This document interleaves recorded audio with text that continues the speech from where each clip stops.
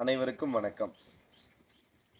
ஒரு ராஜா தன்னுடைய கஜானாவிற்கு ஒரு நல்ல காவலாளியை நியமிக்கணும் அப்படின்னு யோசிச்சுட்டு அதற்கான ஒரு போட்டியையும் அறிவிச்சார். மறுநாள் காலையில போட்டிக்கு தயாரானவங்க எல்லாரும் வந்து நின்னாங்க. ராஜாவும் வந்தாரு.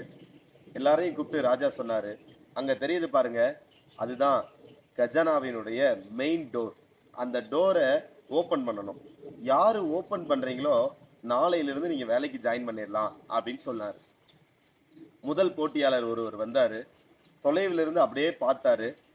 இந்த கதவு இவ்வளவு பெருசு இருக்கு, அப்ப இதுக்கு இந்த பூட்டு டிசைன் இருக்கும் அப்படின்னு சொல்லிட்டு ஒரு மேப் வரைஞ்சிட்டு, நான் போய் சாவி செஞ்சு இதை எடுத்துட்டு நாளைக்கு வரேன் அப்படின்னு கிளம்பிட்டாரு.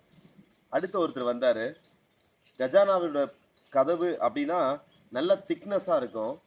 இந்த கதவை உடைக்கணும் அப்படின்னா நல்ல ஒரு பெரிய சுத்தி வேணும். நான் போய் சுத்தி எடுத்துட்டு வந்து கதவை அடிச்சு தூக்கிடுறேன் அப்படின்ட்டு அவரு கிளம்பினார். மூணாவதா ஒருத்தர் வந்தாரு. அப்படியே நின்று பார்த்தாரு, யோசிச்சாரு. தொலைவில் இருந்து அப்படியே அருகில சென்றாரு. பக்கமா போயிட்டு கதவை பார்த்தாரு. கதவை புஷ் பண்ணாரு. கதவு திறந்துருச்சு. அப்பதான் தெரிஞ்சது கதவு பூட்டப்படவே இல்லை அப்படின்னு. இப்படிதாங்க சில நேரங்கள்ல நம்மளும் யோசிச்சுக்கிட்டே நின்றுறோம். தொலைவில் நின்று யோசித்தால் குட்டை கூட ஆழம்தான். அருகில் சென்று நேசித்தால் கடலும் நம் தோழன்தான். முயற்சிதான் பார்ப்போமே. தெய்வத்தால் ஆகாதெனினும் முயற்சிதன் மெய்வருத்த கூலி தரும்.